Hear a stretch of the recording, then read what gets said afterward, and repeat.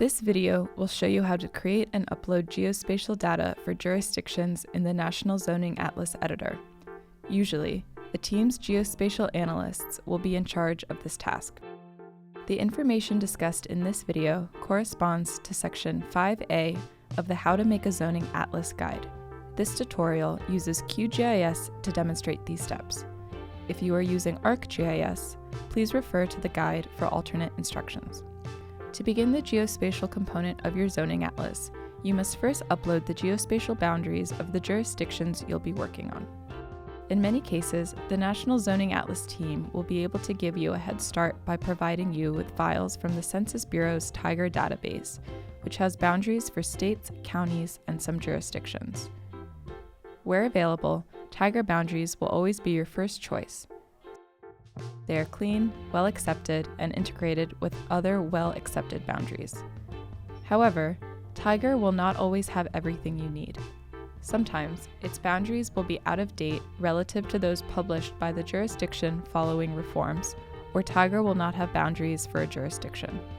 Whatever the reason may be, when you are using non-Tiger boundaries, you will encounter boundary conflicts.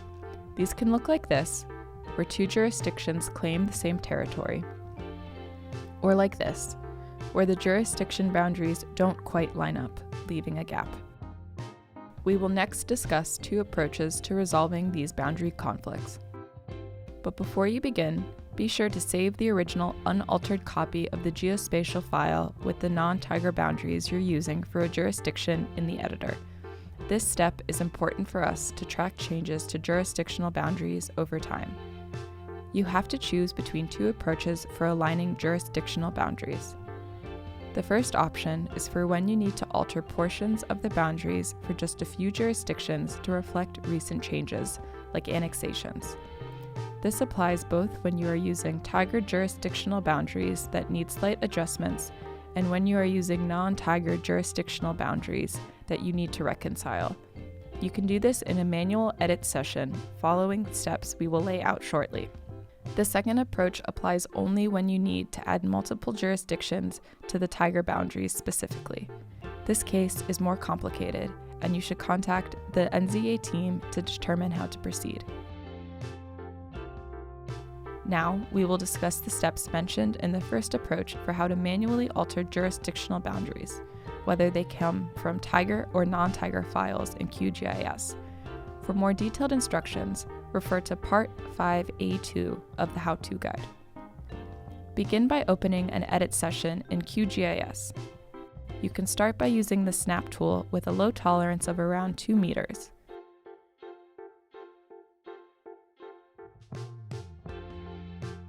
Click Run. After this step, a few gaps and overlaps will remain. To find these, use the topology checker.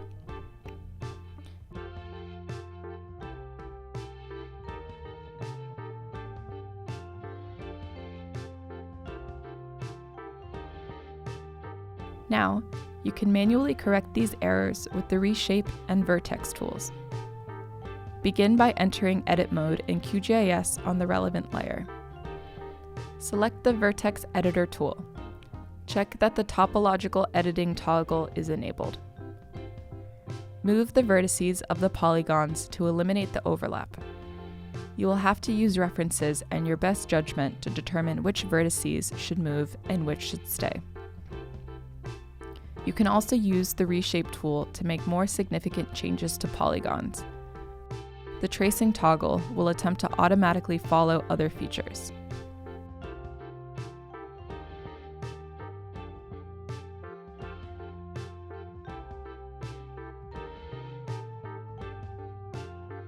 As you perform these steps, remember that Tiger state and county boundaries are authoritative.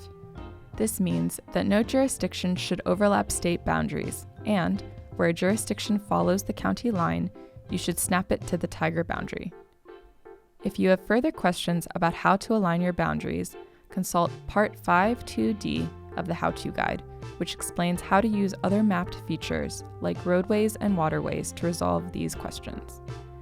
Now, we will discuss the process for preparing your jurisdictional boundaries for import into the editor.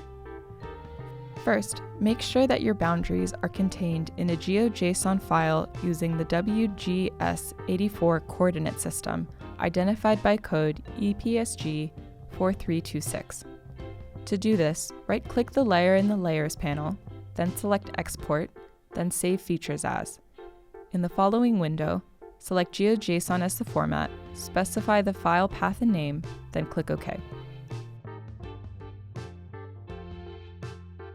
To ensure that we can link the geospatial files with our zoning code analysis, it is essential that the names of counties and jurisdictions match with those entered by the zoning code analysts. For this reason, we highly recommend a team's geospatial and zoning analysts consult one another's jurisdictions prior to performing any geospatial file imports in the editor. Make sure that spelling and the type of government matches.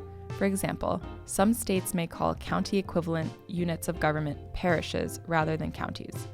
Also note that the editor will reject an upload if any of the name combinations do not match those entered from the textual analysis, or if any of the submitted jurisdictions are not assigned to the selected team. Note that you do not need to upload every jurisdiction at once. However, you may only upload a jurisdiction exactly once, meaning that if a latter upload contains the footprint for a jurisdiction already uploaded, you will have to manually separate it out. And finally, note that you cannot upload jurisdictions from multiple states at once. Once your files have been cleaned and prepared for import, you can head to the import page of the editor and click Import Jurisdiction Footprints. To finalize the import, select the team that will manage the jurisdictions and the state they fall within before clicking Upload.